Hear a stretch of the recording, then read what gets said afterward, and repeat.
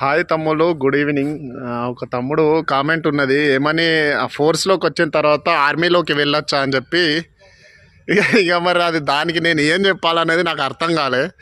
అందుకే దానికి ఇక మీరే కామెంట్ రూపంలో చెప్పండి భయ్యా. ఇప్పుడు ఫోర్స్లోకి రావడం ఎందుకు, మళ్ళీ ఆర్మీలోకి పోవడం ఎందుకు? ఆర్మీకి ట్రై చేసి రాకపోతే ఇట్రా, అదే కదా తమ్మి. ఇప్పుడు నువ్వు వీడికి వచ్చి ఈ ట్రైనింగ్ మధ్యలో నీకు లీవ్ దొరుకుతుందా దొరకదా తెలియదు. ఒకవేళ పోయినా కానీ దీంట్లో క్లియరెన్స్ చేసుకొని మళ్ళీ దాంట్లోకి జాయిన్ అవ్వడము, ఇవన్నీ అయితే తలకాయ నొప్పి కదా.